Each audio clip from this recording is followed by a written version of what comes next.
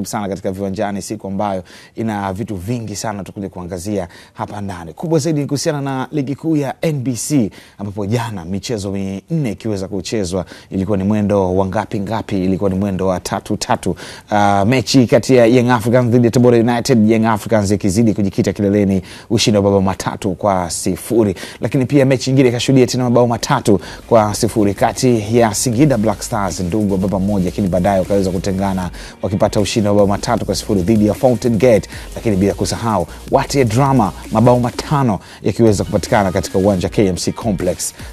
KMC wakichomoza na ushindi wa mabao 3-2 dhidi ya kikosi cha Tanzania Prisons, lakini sare ya bao 1-1 ikaweza kushuhudia katika uwanja wa CCM Kirumba. Lakini tukiangazia hayo leo, ligi ya NBC itaendelea tena kwa michezo kadhaa kuweza kuchezwa. Kumbuka michezo kuweza kutazama zaidi, Ken Gold wazao Makarasha Chunya haijawahi kupoa hata siku moja dhidi ya Azam Football Club. Tutakwenda kuangazia mchezo huo, lakini pia JKT Tanzania wakiwa wanapambana siku ya leo dhidi ya Dodoma Jiji Football Club. Kagera Sugar na Super Nkurukumbi nao watakuwa dimbani dhidi ya Coastal Union wana Mangushi Wagosi Wakaya kutokea barabara ya 11 jijini Tanga. Lakini ukiachana na hayo, tutakwenda kuangazia kuhusiana na mwenendo wa michuano kombe shirikisho barani Afrika, Stellenbosch akiizuia Zamalek 0 katika mechi iliyochezwa nchini Afrika Kusini. Lakini Simba Sports Club mnyama mkali licha ya kucheza kandanda safi ya kushambulia, waliduazwa kwa kukubali kichapo cha mabao 2-0 dhidi ya Al Masry. Lakini RS Berkane timu tishio zaidi, wao wakipata ushindi wa bao 1-0 dhidi ya ASEC Mimosa. Lakini what a game, CX Constantine dhidi ya Usma, sare ya bao 1-1, kadi nyekundu ikitoka. What a game na yenyewe hapo jana. Tukija kuangazia pia katika hiyo ni kwenye joto la Afrika, lakini the pitch tutaangazia Milani Derby hapo jana ikiisha kwa sare ya bao 1-1. Lakini bila kusahau tutakwenda kuangazia pia FC Barcelona ikifuata Real Madrid Rossi Blanco katika Copa del Rey. Ni mechi nyingine tena tutakwenda kuipata ya El Clasico ya msimu huu. Kuna mengi sana ambayo yameweza kujiri, tutaweza kuyagusia. Kumbuka tutaanza katika soka letu, lakini tutaangazia joto la Afrika, lakini bila kusahau tutaangazia zilizobamba mitandaoni katika siku ya leo. Bila kusahau katika the pitch na yenyewe pia tutagusia masuala mengi sana. Tamati yetu ni majira ya saa 6 kamili za mchana. Lakini kumbuka pia leo draw ya CRDB Bank Federation Cup, hatua ya robo finali na kuelekea nusu finali, na nani atakutana finali. Mchoro mzima utajulikana siku ya leo. Nani ni nani haswa, wakati timu ambazo tayari zimefuzu kuelekea hatua ya robo finali yupo bingwa mtetezi Young Africans, yupo Simba Sports Club mnyama mkali.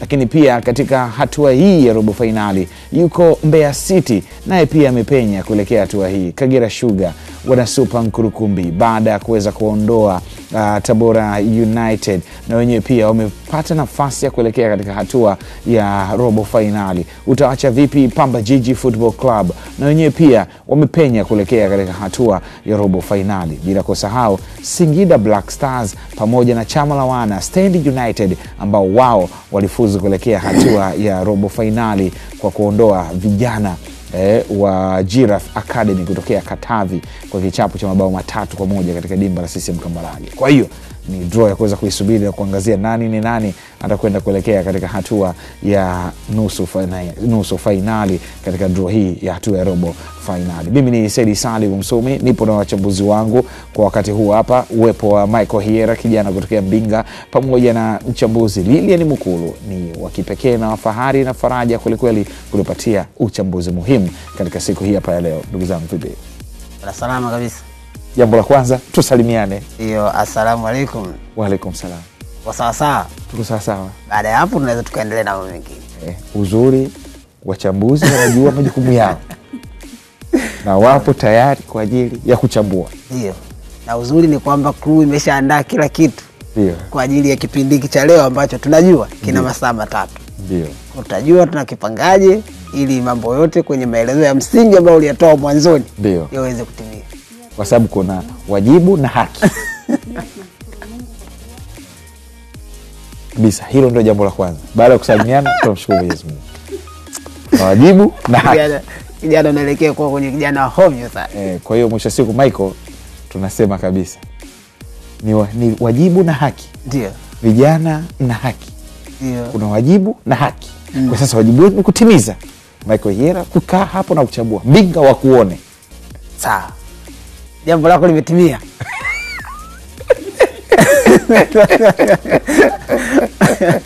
Umefanikiwa. Na unaweza kusema amefanikiwa nini bwana, ndo tayari au pipi? Unaacha watu dilema. Umefanikiwa tu kwenye jambo lako. Kuna kitabu kimoja kinaitwa Dilemma of the Ghost. Sasa Dilemma of the Ghost ni kitabu kinachofundishwa mashuleni. Kijana mmoja wa Kiafrika alienda kusoma ughaibuni afu akaenda kuoa mzungu. Kwa bibi yake akamwambia, nikifa mimi nitaenda kujibu nini? Nitawaambia nini mizimu? Mambo ilikuwaje hapa katikati? Unachanganya mambo yakachanganyika. Jamii hapa na kadhalika. Lakini ndo majambo hayo. Ndo majambo. Kwa hiyo ni vitabu muda mwingine vinatusaidia sisi wengineo tunaopenda kusoma vitabu. Sawa. Tuna mambo mengi sana ambayo tutaweza kuyadiscuss leo hii katika siku hii hapa nzuri kabisa na adhimu kweli. Na moja kwa moja tuanze kuangazia soka letu kwa wakati huu hapa.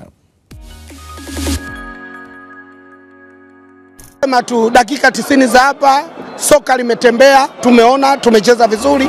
Bahati haikuwa yetu. Tumekosa nafasi nyingi, lakini mpira uliochezwa kila mtu ameuona hapa uwanjani. Lakini sisi tunasema tu katika mashindano haya kila mtu anacheza kwao. Kwa hiyo sisi tunasema na sisi siku zote katika mashindano haya tunajivunia kwetu. Wote wanajua kwamba wakija kwetu bala alipo. Kwa hiyo sisi tumepoteza kwa magoli mawili. Kwa hiyo hawa watakuja nyumbani kwetu. Kwa hiyo tuna nafasi sie na sie ya kujitetea pindi watakapokuja kwetu. Na siku zote tunapokuwa kwetu sisi tunakuwa wazuri. Ndio maana tunasema kujisemea Mnyakyusa kunuko kukaja. Kuisamienda kubuja kitali. Sie pale kwa Mkapa ni kwetu. Wakija na nguo basi wataondoka bila nguo. Kwa hiyo tunawakaribisha kwa Mkapa waje, naamini tutakuja kuwatoa kwenye haya mashindano. Hii ni Simba brother, mfalme wa nyika. Anaua, anaangamiza. Huu ni uwanja wa Benjamin Mkapa, uwanja ambao umefanya Simba yasiyowezekana yakawezekana, yasiyotarajiwa yakatarajiwa, usiyoyaamini ukayaamini. Niishi hapo kwa kusema Benjamin William Mkapa. Hii tunavuka. Amini ninawaambia. Watu wakate tiketi kwa wingi, hamasa izidi kuendelea kwa wingi ili tuende tukamalize azma yetu ya kwenda hatua nyingine ya nusu finali. Wala msiwe na wasiwasi, huku tupo Uarabuni. Waarabu wanasema la tahafu wala tahzan. Awali yote bwana, mimi namshukuru sana Mwenyezi Mungu mwingi wa rehema, na kingine nawapongeza sana wachezaji wangu, na nawapongeza sana technical bench. Wachezaji wangu wamepambana kwa hali na mali. Wako kwao kama tulikuwa tuko kwetu. Tumechezea mpira mkubwa na wenyewe wameshuhudia, wameona timu ilikuwa na vitu vyote. Tumekosa bahati, tumekosa goli karibu 5 mpaka 6. Na mashindano haya target ilikuwa hatua nusu finali. Nusu finali naiona. Pasi na shaka inayote na imani na kikosi changu tunakwenda nusu finali. Goli 2 kwetu sisi na uwezo wa timu yao tumeiona. Waliwasha vitoshi mashabiki zao, wamezima. Tumewapigia mpira mkubwa, hawaamini. Leo ndani ya Masri tumepiga pira zuku mselebendi. Nimefarijika, nimefurahi sana kwa kiwango walichoonyesha wachezaji wangu. Nachoambia wana Simba wenzangu, tarehe 9 tunakwenda nusu finali. Tujipange sawa sawa. Lupaso ndo nyumbani kwetu na Lupaso huatoki mtu. Na maneno yangu yale kwamba Simba sio kuku na Simba nyatiwi yataonekana tarehe 9. Tujipange, kila mtu akate tiketi yake. Keo tumeyapata, lakini muamuzi nani anaenda kati ya Al Masry na Simba Sports Club ni Benjamin Mkapa. Na tarehe 9 ndio itakuwa siku ya hukumu baina ya wao na sisi. Lakini sisi tunayo confidence kubwa iliyozidi 100% ya kwamba mnyama tunao uhakika wa kuvuka kwenda hatua inayofuata. Kama ugenini tumeweza kutawala mchezo namna hii, makosa kidogo ambayo yamepelekea kuruhusu mabao mawili na kutokuwa makini kwenye eneo letu la ushambulizi, ni dhahiri shahiri ya kwamba tuna siku 5-6 hizi za Mwalimu Fadlu kufanyia kazi hayo mapungufu, na baada hapo tutarejea katika uwanja wetu wa Benjamin Mkapa kwenda kufuzu. Yani hakuna doubt ya aina yoyote hii. Kwa hii Al Masry labda kama wangetufunga magoli 200, lakini hata kama wangetufunga magoli 99 bado tuna uwezo wa kumfunga Benjamin Mkapa magoli 100, mnyama akaenda nusu finali. Seuze magoli mawili, kwa hiyo tumepoteza, lakini wala hatuna mashaka hata kidogo. Ugenini tumeweza kuvimba namna hii, tumeweza kutawala mpira, tumeweza kuwa bora kwenye kila eneo, haitupe shida. Tunapokuwa nyumbani kwetu Benjamin Mkapa tutakwenda kufanya ubaya ubwela. Mimi niwaambie tu mashabiki wa Simba, matokeo ya leo wala wasiyazingatie, matokeo ya leo yawe chachu. Yani hapa napozungumza nao waanze kununua tiketi kuanzia hivi sasa. Tayari tiketi zimeshaanza kuuzwa tangu wiki iliyopita. Tuchangamke sasa kununua tiketi. Mnyama anakwenda nusu finali. Hakuna chochote cha kutuzuia Simba siende nusu finali. The game very well. First 15-20 minutes we were a little bit afraid, not winning the duels, not always second to the ball, and once they scored the goal, that is when we woke up, that is when we started to play, and much better performance than in the second half of the first half. And then of course completely dominant in the second half. 60% possession, 18 shots, 7 on target for an away team. It's not normal, but we're naive in relation to not taking our chances when we had them, because there was clear moments to equalize, there was clear moments to score the 2-1, even the 3-1. But okay, then one counter in the end, and congratulations to Al Masry. But it's not over. We believe. We want our fans to believe. We want our fans to come there behind us, and if we execute our game plan for 90 minutes, we stand a very good chance of qualifying, but we know it's going to be difficult because one goal for them is an away goal. That means we have to score 2 more. It's very painful to see the players after a match like this. But with a young team, you can prepare them, but the only way to learn is to sometimes get a hit over the head. And that's what they got today. That's the way. That's the time where you grow. That's the time where you learn. And we will analyze this game as to see where our mistakes were and how we can correct it to be able to have a even more dominant performance, even more chances, and hopefully we can convert and make the Simba fans proud, because it's not over. We believe 100% we still have a chance, but we need the fans behind us. Inatoa hamasa kubwa sana kwa mashabiki wa Simba na wa Tanzania ambao tuliweza kuicheki game ya jana kwa jinsi ilivyochezwa. Kila kitu kilikopa upande wa Simba, lakini kilicho wa hukumu Michael Hiera ni magoli mawili ya Al Masry.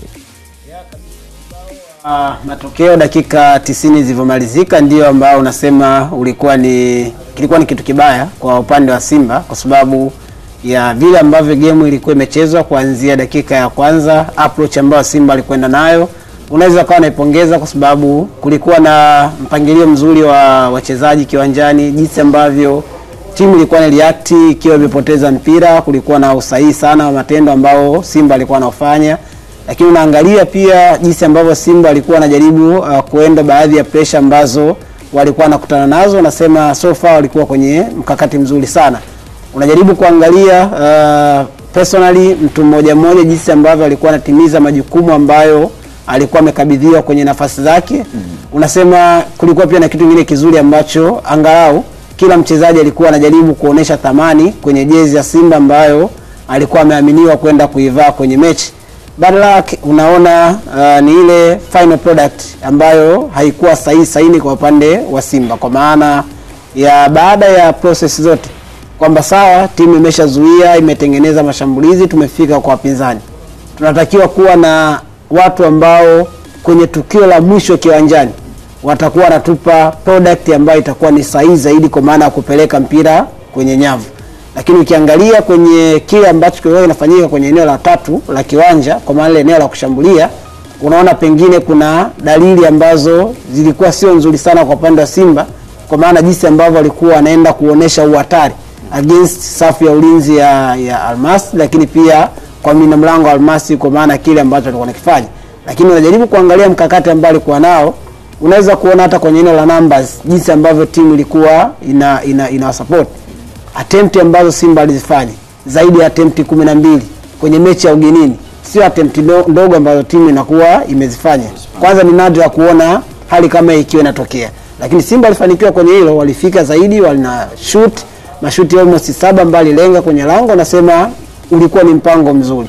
Lakini kitu ambacho watarudi na kuona kwamba hakikuwa sawa, pengine ni namba ya kile ambacho walikuwa wametengeneza nafasi na jinsi ambavyo hizo nafasi zilikuwa zimetumiwa, ndio eneo ambalo anaweza kujilaumu zaidi kwamba haikuwa kwa upande wa Simba Sports Club. Lakini so far unasema timu ilicheza katika mazingira ambayo unaona morali, hali ya timu kucheza, lakini pia ile ukubwa na kutokuwa na hofu na chochote ambacho kinatokea dhidi ya Almasri kwenye mechi.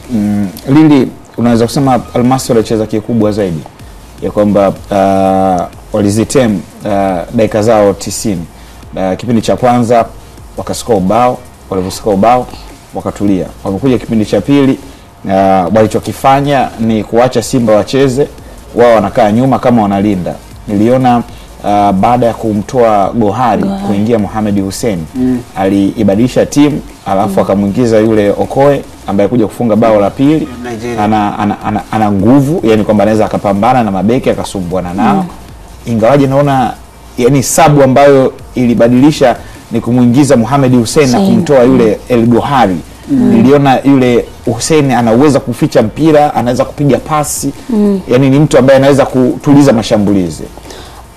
Cha kwanza mimi naamini kwamba matrida ya mechi Almasri aliweza kusoma mchezo vizuri sana. Utoke hapo kwa wekundu wa Msimbazi Simba na michuano kwa shirikisho Afrika, turejee nyumbani katika ligi kuu namba 4 kwa bora barani Afrika, ligi ya NBC, ambapo jana bingwa mtetezi wa ligi kuu ya NBC Young Africans alikuwa katika dimba la Al Hassan Mwinyi Tabora, ambapo alichomoza na ushindi wa bao 3-0 na kuitimiliza kauli yao ya kwamba Al-Qisas Haq baada ya duru la kwanza Young Africans akiwa nyumbani kubariki chapo cha mabao 3-1 kutoka Tabora United. Mabao ya Young Africans hapo jana yamefungwa na mlinzi Israel Patrick Mwenda dakika 21, Clement Mzize dakika 57 na Prince Mpumelelo Dube dakika ya 68 ya mchezo huo, na hivyo kupata alama 3 muhimu na kufikisha alama 61 katika msimamo wa ligi kuu baada ya kucheza michezo 23. Baada ya mchezo huo tusikie watu mbalimbali viongozi wakizungumzia baada ya mchezo huo. Hatujaruhusu goli, ni matokeo mazuri sana. Mechi ilikuwa na tension kubwa sana, lakini wachezaji wakubwa hawa wana uwezo wa kuishi kwenye hizo tension na kutugia matokeo mazuri. Mwisho niwapongeze sana mashabiki, wanachama na wapenzi wa mpira hapa mkoani Tabora, wamejitokeza kwa wingi sana. Leo nilikuwa naimbiwa kote huko kwamba hizi siku 4 nilizokuepo hapa nimeuchangamsha mkoa, umekuwa kama Dar es Salaam, mkoa umekuwa na heka nyingi. Kwa hiyo tunashukuru sana. Sisi na Yanga sasa hivi level zetu ni moja, kwa sababu amecheza nyumbani kashinda, katufunga kwetu, na sisi pia tulifunga kwake. Umeshanielewa?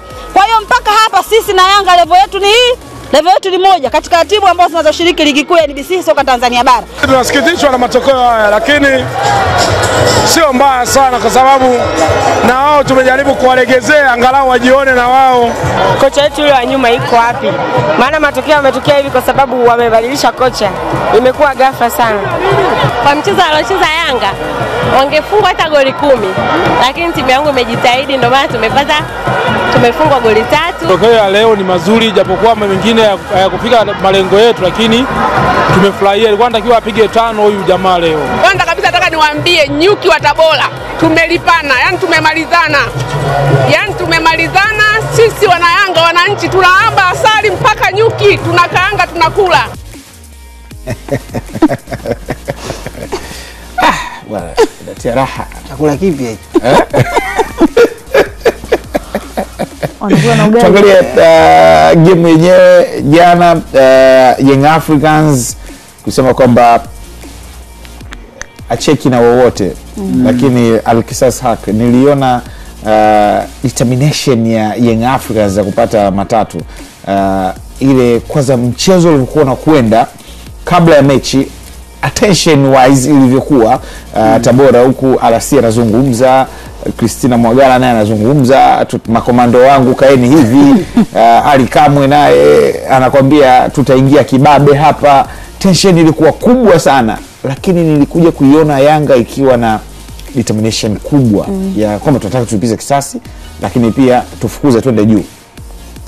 Cha kwanza ambacho nakiona ni quality ya Young Africans. Unajua unapokuwa na wachezaji wazuri siku zote mechi na unavyoenda kuikabili tofauti unapokuwa na wachezaji wa kawaida. Hiyo inaonekana hata kiwanjani.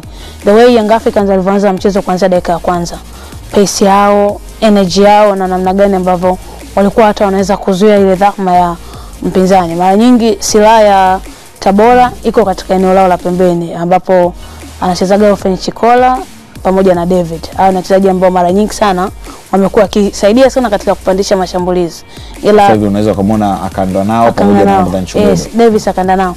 Kwa ukitazama namna gani ambavyo Young Africans walikuwa wanafanya ni kwamba hawaapi nafasi wachezaji wa Tabora United kuweza kwa lisha, kwa sababu ukitazama mtu kama Fenshikola na Davis, wachezaji ambao wanahitaji nafasi ya kuweza kukimbia na wachezaji ambao wanahitaji kukimbia na mpira. Kwa hiyo mara zote Israel Patrick Mwenda pamoja na Boka, the way walikuwa wanacheza ni kwamba walikuwa wanacheza katikati ya mafullback wa Tabora pamoja na mawinga wa Tabora, kwamba ile kitu ambacho wale mawinga wa Tabora wanakosa huduma ya kutosha. Na pia namna gani ambavyo Young Africans wamekuwa bora katika kufanya pressing this time around, uwezo wao wa kufanya pressing kuanzia mstari wa mbele imekuwa ikiwalipa vya kutosha sana. Ni timu ambayo haikupi nafasi hata kufanya build up kuanzia nyuma hata kukaa katika eneo la katikati. Jana tumeona wameanza Mudathi pamoja na Duke Abuya.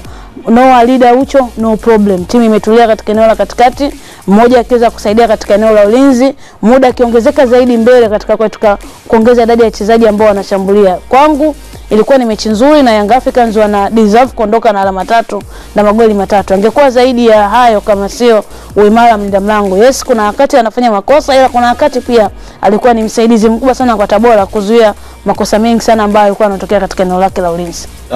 Kuna utofauti wa kimbinu wa Genesis Mang'ombe dhidi ya Aniset Makiadi.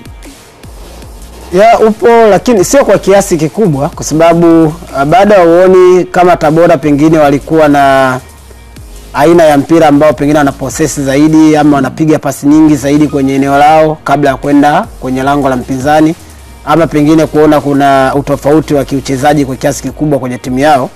Pengine ambacho yeye alikuwa amekifanya kwa maana Genesis ni kubadilisha kwa majukumu kwa baadhi ya wachezaji ama kupunguza namba ya wachezaji kwenye maeneo ambayo Makiadi alikuwa anatumia namba kubwa ya wachezaji. Kwa mfano kwenye mechi ambayo jana Tabora amecheza kwenye eneo la kiungo, alikuwa anacheza Munganga kama ndio general kwenye eneo la midfield. Maana yake ni kwamba kwenye ile eneo la katikati mtu pekee ambaye alikuwa anaonekana akiwa anafanya kazi ya kuzuia ni yeye Munganga pekee kwenye ile eneo la midfield, akiwa anasaidiwa kwa kiasi kidogo na Asegu ambaye alikuwa anasogea kwenye ile eneo la katikati. Lakini kama unakumbuka wakati Makiadi akiwa kwenye kikosi, angalau alikuwa anapata support ya watu wawili, Munganga pamoja na Chuku, kabla hajaondoka kwenda kurudi Singida Black Stars. Maana yake ni kwamba kuwa na kiungo mmoja pekee ambaye ndo atakuwa anailinda back 4, tafsiri yake ni kwamba yeye anavyozidiwa inakuwa tayari ni mzigo mkubwa kwa kina Kingu pamoja na Bikoko ambao anacheza kwenye eneo la kiulinzi.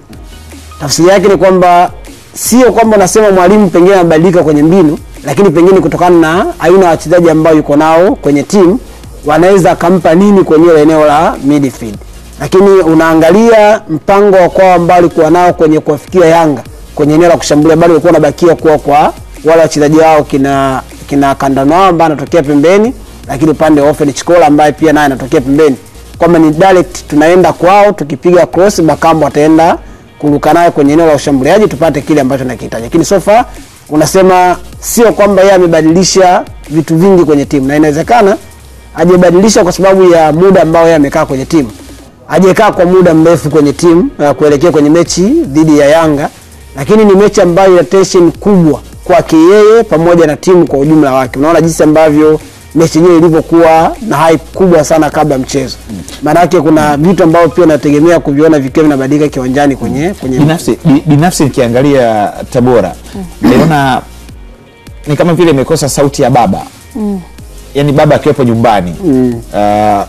Kuna kwamba baba yupo. Yeah, of course unaweza kusema kwamba mbona Simba alifungwa na Simba bao 3, lakini alifungwa, lakini Makiadi unaiona kwamba kuna ile spirit yes to perform tu. Yani kama vile timu kama imepoa hivi. Mimi ukitazama Tabora ya mzunguko wa kwanza nawe kusema hapa kwamba moja ya timu ambayo inawezekana hawajalitamani dirisha dogo ni Tabora. Kwa nini? Wameondokea wachezaji wengi sana ambao walikuwa regular starter katika kikosi chao. Inawezekana kana wachezaji takriban 3, yani wachezaji ambao unaona kabisa walikuwa wana msaidizi mkubwa sana. Ameondoka Hussein Masanga. Sema Masanza maana yake Masanza ambaye kwa ndio kipa arudi Tabora kwa Christina na ile baki yao. Akaondoka Morris Chuku katika eneo lao la kiungo. Morris Chuku na Munganga walitengeneza partnership nzuri sana. Yes, team chini ya Anset Makiadi ambacho walikuwa kinaongezeka ni kwamba apart from the voice ile ambayo uko nayo, hata namna gani timu ajinsi ilivyokuwa, hata unapomwona Anset Makiadi kiwanjani, hakuwa mtu ambaye anakaa. Mara zote ulikuwa unaona namna gani ambavyo anatoa maelekezo kuanzia dakika ya kwanza mpaka ya mwisho. Inawezekana Genesis bado huu ni mchezo wake wa kwanza, he needs time, hajakaa na wachezaji muda mrefu. Lakini wa SRDB hana muda mrefu sana na timu, anahitaji muda kwa ajili ya kumjua mchezaji mmoja mmoja. Ni mara yake ya kwanza pia nchini Tanzania kama kocha. Kwa hiyo ana vitu vingi sana vya kujifunza. Anset naye ilikuwa ni mara yake ya kwanza. Anset ashakuja na nani? Yani kuja kama sasa ndio ametulia mara yake ya kwanza. Sawa. Tuangazie mchezo mwingine jana, mchezo wa mapema zaidi ulikuwa katika dimba la CCM Kirumba ambapo kikosi cha Pamba Jiji Football Club walikuwa wanapambana na Mungo Football Club, the Southern Killers. Ilikuwa ni Victor makocha wawili, Fred Felix Katareia Majeshi, Baba Isaya Minziro wa Pamba Jiji Football Club dhidi ya Namungo Football Club, kocha Juma Ramadhani Mgunda, Ankal Pep Guardiola kutokea Tanga. Mchezo ambao ulimalizika kwa sare ya bao 1-1, Jacob Masawe akitanguliza kikosi cha Namungo Football Club kabla ya nyota Abdullahi Wonta Kamala kuisawazishia kikosi cha Pamba Jiji Football Club. Baada ya mchezo huo tuweza kusikia wanazungumza nini wadau mbalimbali baada ya mchezo huo. Kama nilivyosema hapo awali kwamba game haitakuwa rahisi, nadhani hata wenzetu wametoka mbali, tumejipanga kuja kupambana. Sisi tuko nyumbani pambana kwa kwamba tunapata alama 3. Kwa yote namshukuru Mungu kwamba defense ilikuwa iko kwenye ubora wake sana. Nadhani kama ingekuwa iko bora pengine tungeweza kufunga hata goli 3 goli 4, lakini ilikuwa ni bora. Hata tulipofanya changes, ingawa mistake zikawa kwenye mpira zipo, lakini at least tumebakisha mechi 4. Tuna mechi 2 zingine mbele ambapo nikishokuta tu sio mbali tarehe 5 na tarehe 8 tunamaliza tubakia mechi karibu 4 za mwisho, lakini mimi na imani kwamba hizi mechi zinazokuja tutapata matokeo mazuri. Tumepata sare, tumepata alama 1, tunamshukuru Mungu alhamdulillah. Usiposhukuru kwa kidogo tutapata kikubwa, huwezi kushukuru. Timu zote mbili zinahitaji, tuna mahitaji yanayofanana. Kwa hiyo tumefika kwenye mchezo ambao kila mmoja alikuwa anahitaji alama. Kwa hiyo yote kwa yote tumepata alama 1, tunamshukuru Mungu alhamdulillah. Tunajipanga na mchezo mwingine. Kwetu leo hiki ni kama kipigo nyumbani, kwa sababu tulikuwa tunatarajia kupata alama 3. Kutoa sare hivi kwetu kama wachezaji kidogo, najua hatujatimiza malengo yetu, tumejiangusha sana, lakini tunatumai kwamba mechi inayofuata tunaweza jizatiti zaidi tuweze kupata alama 3. Matokeo hatujapokea kwa uzuri, kwa maana tulitumaini kupata ushindi katika mechi ya leo tuweze kumshusha Namungo, maana Namungo ni mpinzani wetu ambaye ilikuwa iko juu. Tunawaomba tu mashabiki wenzangu tuendelee kusupport timu. Tuna mechi hapa tena Jumamosi na Fonteni. Kwa matokeo ya pointi moja, kuna kitu tumeongeza katika pointi tulizokuwa nazo. Mwakani 26 27 bado tutakuwa na hii timu yetu. Hapo katuacha kidogo. 26 27 mwakani 25 26. Simu moja amesikia. Yaani kaipeka mwaka kesho kutwa tena. Kwa tunamsahisha kidogo. La kwanza tumsahishe. Lakini tunashukuru. Tusishukuru kwa kidogo. Usishukuru kwa kidogo hata kikubwa. Hautashukuru. Timu zote mbili zina mahitaji yanayofanana. Sawa. Mechi ilikuwa ni ya kupishana sana. Wote walikuwa wanahitaji matokeo. Nafasi ya 12, nafasi ya 13 walipishana alama 1 tu, 22 kwa 23. Sasa hivi ni 24 kwa 23. Jazi la huko ni hatari. Ukiachana na vita ya ubingwa, kuna vita huko chini ambayo ni ya moto sana.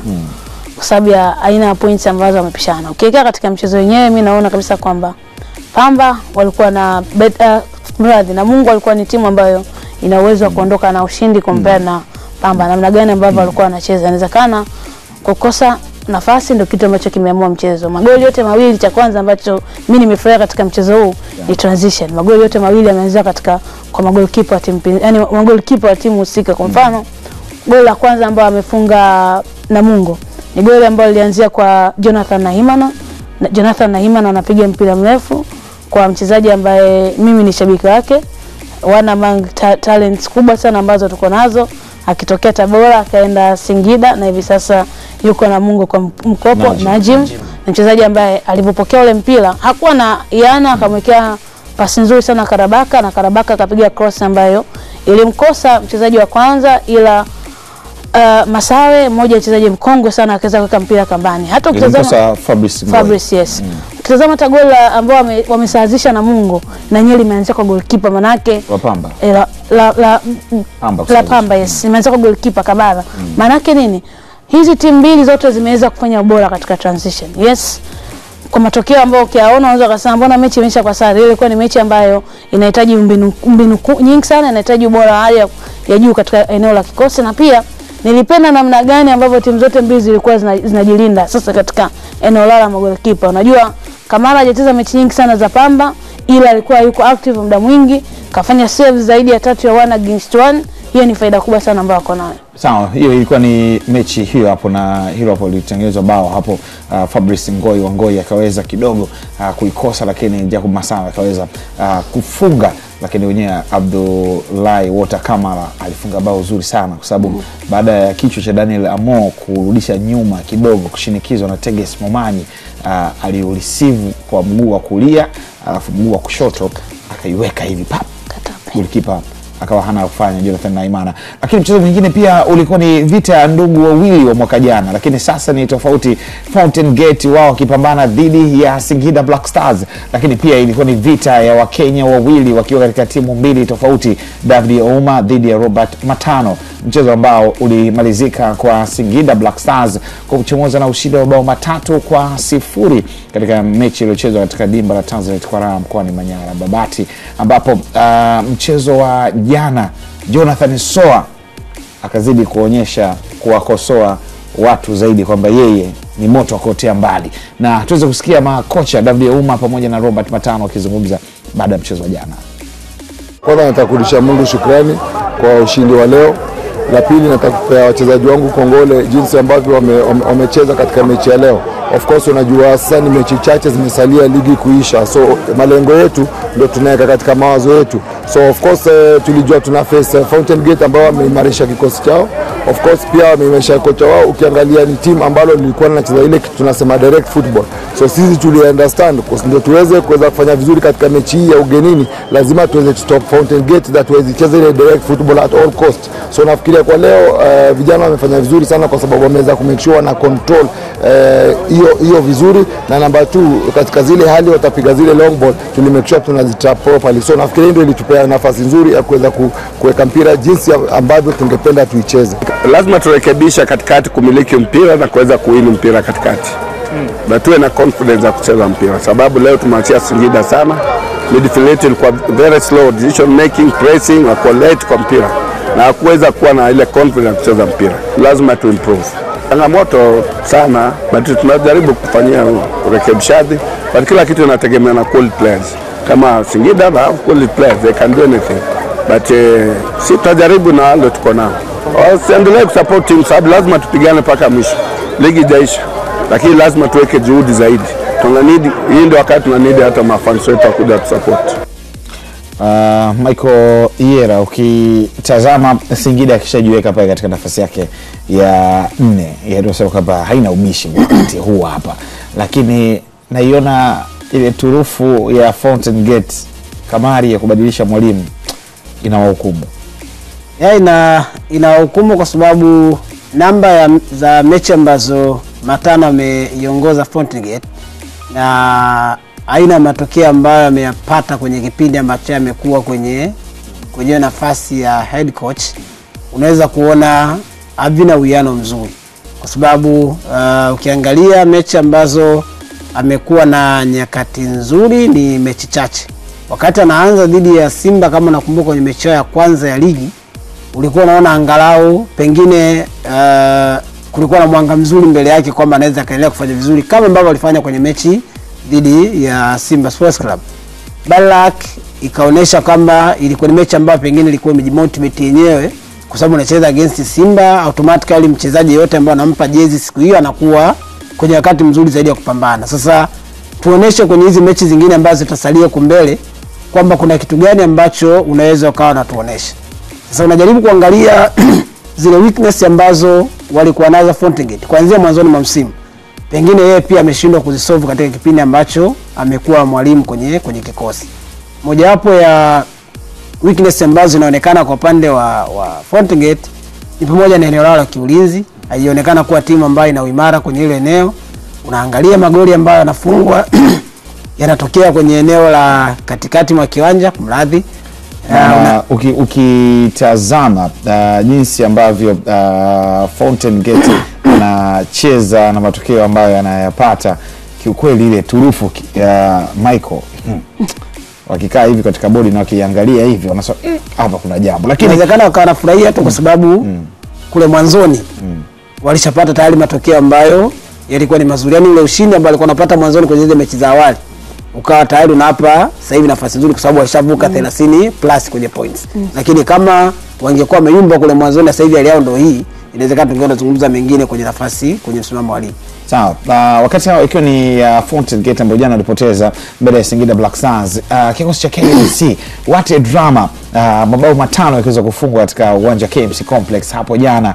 KMC chini ya Kali Ongala wamechomoza na ushindi wa 3-2 dhidi ya Tanzania Prisons. KMC walikuwa wa kwanza kupata bao kwa mkwaju wa penalty la Shaban Idi Chilunda, lakini Elias Mao akaweza kuipatia bao la pili kikosi cha KMC, lakini baadaye Haruna Ramadhan Chanongo akaweza kuipatia bao la kusawazisha kikosi cha Tanzania Prison dakika ya 64 kabla ya Shabanidi Chilunda kufunga bao lingine la 3 dakika ya 67. Haruna Chanongo alikuja kuandikia bao la pili Tanzania Prisons dakika ya 83.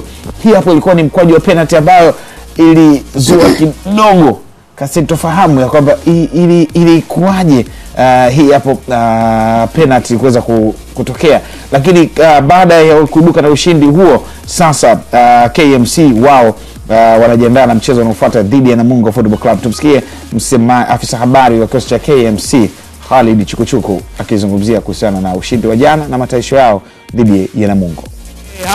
Mchezo ulikuwa mgumu ukiangalia namna ambavyo Tanzania Prison wamecheza.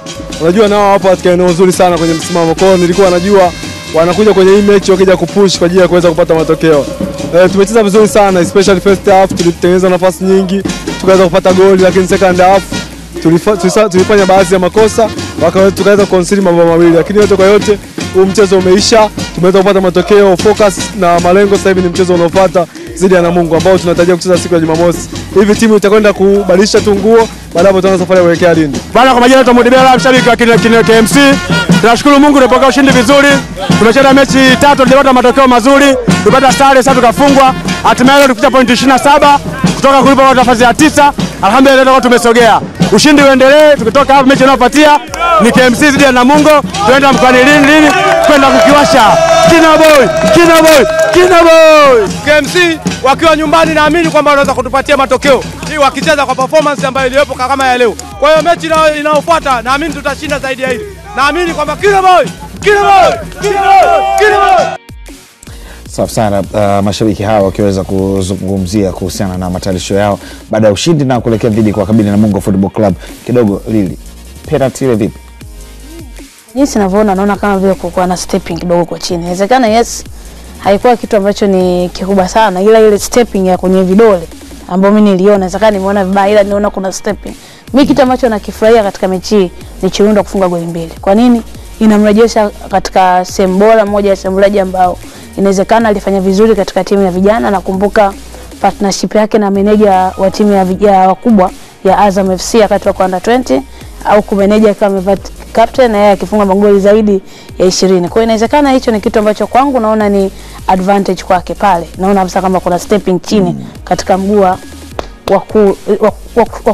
kulia kuna stepping. Yes, inawezekana kama ni ndogo, ila ukishamkanyaga mtu ndani ya box maamuzi ya mwenyewe tu. Sawa, mwamuzi aamue yeye tu, na huu ukawa ni ushindi kwa Mwalimu Kali Ongala. Lakini tukiachana na michezo hiyo ya ligi kuu ya NBC, leo tena ligi kuu ya NBC inazidi kushika kasi, ambapo macho yote yatakuwa katika dimba la Sokoine jijini Mbeya, ambapo wazee wa makarasha Ken Gold haijaisha mpaka iishe, wazee wa Chunya haijawahi kupoa hata siku moja, watakuwa na pambana na Azam Football Club chini ya Rashid Tausa, mechi ikichezwa majira ya saa 10 kamili za jioni. Ni mechi nyingine ambayo Ken Gold wanakwenda kujitafuta mbele ya Azam, ambayo Azam inataka kujisibika nafasi ya 3 ya msimamo, wakati Ken Gold wao ni kupambana huku kutoka chini ya msimamo. Mapambano ni magumu zaidi kwa Ken Gold, kwa maana ya matamanio yao kutoka kule kwenye nafasi ya 16 kwenye msimamo wa ligi, angalau kusogea kutoka kwenye ile rangi nyekundu, pengine anatamani hata kufika tu kwenye rangi ya kijani ile ya njano pale kwenye msimamo wa ligi. Lakini unaona jinsi ambavyo step zao zinakuja, afu kuna muda unaona kama zinakataa.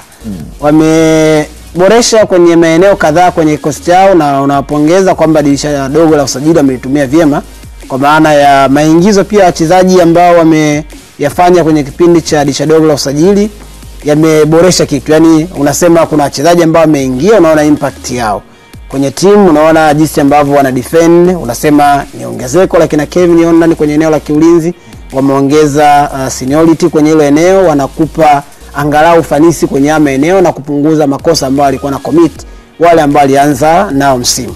Lakini unaangalia pengine kwenye eneo la kiungo kuongezeka kwa watu kama kina Mauya kwenye ile eneo, na unasema hawa wameenda kuongeza kitu. Unaona jinsi ambavyo timu inakuwa na utulivu kwenye ile eneo, na anzishaje mashambulizi, mnatengenezaje hatari kwa wapinzani. Unaona kuna step ambayo nao pia wameipiga kwenye ile eneo. Plus kile ambacho angalau unakiona kwenye eneo la kushambulia, kuna kitu ambacho unasema angalau unatamani kiendelee kuwa bora kwa upande wa kwao.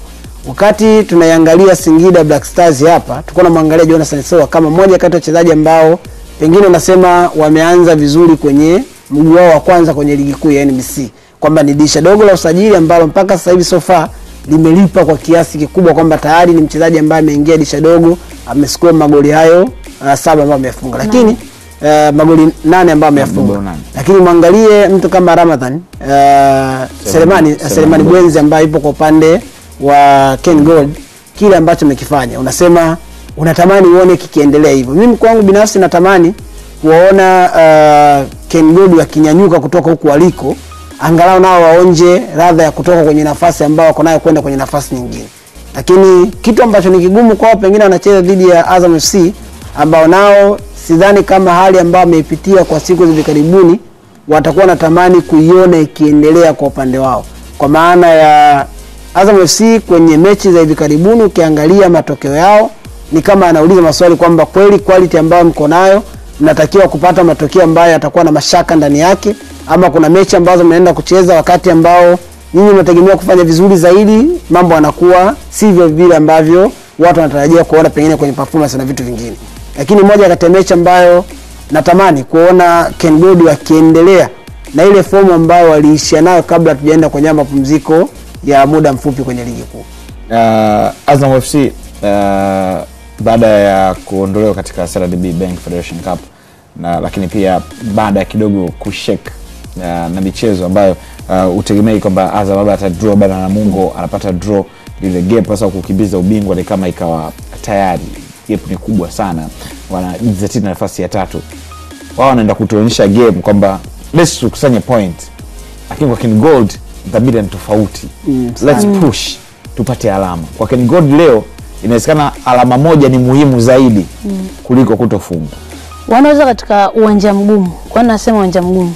Tangu dirisha dogo, yani mzunguko wa pili, Ken Gold amekuwa na matokeo mazuri hasa katika uwanja wa nyumbani. Yes, inawezekana hawapati ushindi basi, ila at least wanaondoka na alama moja. Wamekuwa na matumizi bora katika uwanja wa nyumbani. Uwanja ambao haupendi sana mpira wa possession, yani haukubali ule mpira wa kumiliki vya kutosha, na imekuwa ikiwalipa Ken Gold kwa sababu wana wachezaji ambao wana uwezo wa kukimbia na wamekuwa wakitumia mipira mirefu kwa ajili ya kuweza kuona kufika katika lango la mpinzani. nachokiona kwa Azam hii mechi ya leo ni namna gani ambavyo wanaweza kuwazuia Ken Gold hasa katika eneo lao la flanks, kwa sababu mara zote Azam FC ni timu ambayo mafullback wake wanapenda sana kupanda, mawinga yake wote wanapenda sana kupanda, wanaacha sana space. Ni wale mabeki wawili wakati ambao wanabaki sana nyuma, yani Yoro Diaby na yote atakayecheza naye Eza Fantas na yote atakayepatikana, kwa sababu hivi sasa mchezaji ambaye ana uhakika wa kwanza atakosti ya Azam katika eneo la ulinzi wale mabeki wawili ni Yoro Diaby. Kwa hiyo kwangu I believe Azam FC kama wanaweza kukubali hii mikimbio, yani kukupishana vya kutosha either na Bwenzi au Kola, yule Kolo jezi namba ni winga fulani wa Ken Gold na Mkongo Kongomani Rasta fulani ana Rasta, yes. Kwa ni Glad, yes. Glad ni midfield ambaye anatokea chini ndo anatokea chini, ila mara nyingi anatokea pembeni, anapita katika ni inverted, yani ukimsema midfield ni inverted winger, anatokea pembeni anaingia ndani. Wachezaji ambao ni hatari sana katika cost ya Ken Gold, ila kwa performance ambayo naiona I believe Azam wanaweza kuondoka na ushindi mbele ya Ken Gold. Sawa, mechi hapo ambayo amezungumzia Lilian Mkulu, lakini mechi nyingine tena leo ni JKT Tanzania ambao watakuwa katika dimba la Meja Generali Samuel kuwakaribisha Dodoma Jiji. Dodoma JKT wamekuwa hawana rekodi nzuri kidogo kupata matokeo mbele ya JKT mbele ya Dodoma Jiji, lakini leo wanaamini kwamba kucheza kwao nyumbani katika uwanja wa Meja Generali Samuel kutapatia nafasi ya kuweza kuibuka na ushindi mbele ya Dodoma Jiji. Na jana Meki alikuwa anaulizwa kwamba uwanja wa Meja Jenerali Samuel ni tanuru la moto kwa timu pinzani kutopata matokeo, akisema hivi huu ni mpira, tushajiandaa, tutaweza kuona mpira, sio maneno mengi, ni pale dakika 90 ni vita ya Ahmad Ali dhidi ya Meki Maxim. Meki anasema mpira sio mchezo maneno mengi. Kweli. Kama Mandonga alivyosema yule jamaa wa Uganda anaongea sana. Yaani Mandonga analalamika kwamba wewe unaongea sana. Moses Gorola. Huyu anaongea sana, nitamuonesha kwenye ulingo. Ndio ambapo Meki anasema kwamba mpira sio mchezo maneno. Of course kama walimu unaweza ukawa unaelewa kwamba JKT wakati wanajivunia uwepo wa mwalimu Ahmad kwenye eneo lao la benchi la ufundi, nafikiri Dodoma nao pia wako na Meki Maxime, mmoja kati ya walimu ambao unasema nao pia wanatamani kuona nini ambacho anaendelea kukifanya kwenye ligi kuu ya NBC. Kuwa na timu ambazo zina possess kwa maana ya kile ambacho huwa JKT wanakifanya, ni miongoni mwa timu ambazo nazo sasa hivi zimesogea kwenye kundi la timu ambazo kivyote ambavyo utaenda kukabiliana nao unatakiwa kujiandaa kucheza dhidi ya timu ambayo unahakika kwamba wanaweza kupiga pasi nyingi zaidi kwa usahihi, wanaweza kutengeneza mashambulizi kutokea kwenye eneo lao la chini na wakasogea mpaka kwenye eneo la mwisho wakashindwa tu pengine kutumia nafasi kwa maana ya kufunga. Lakini ni timu ambayo tayari unaweza kuona kile ambacho Ahmad amekifanya kwenye timu yao. Wachezaji wao wengi wamekomaa kwenye eneo la kuhimili pressure, hata ukiwa pressurize wanaweza kaimili hiyo pressure na vitu vingine ambavyo viko ndani yao. Pengine unatamani kuona tu kwenye eneo la ushambuliaji wanaboresha zaidi kwenye kuscore kwa maana ya kutumia nafasi ambazo zinatengenezwa dhidi ya timu kama Dodoma Jiji. Sawa, ukiachana na mechi hiyo, mechi nyingine tena ya tatu leo itakutanisha Kagera Sugar wana Super Nkurukumbi dhidi ya Coastal Union wana Mangushi kutokea chini Tanga barabara ya 11. Mechi ikichezwa saa 1 usiku. Kwa heshima na taadhima naomba hii mechi ichambue Lilian Mkulu.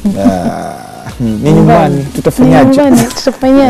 Juma Kaseja na mtiliko mzuri sana wa kurudisha bond katika kikosi, lakini pia muendelezo wa matokeo tuongee kuongezea. Kaseja hajafungwa tangia itoe Kagera Sugar na amefuzu kwenda katika hatua ya robo finali ambapo leo draw yake inaenda kufanyika.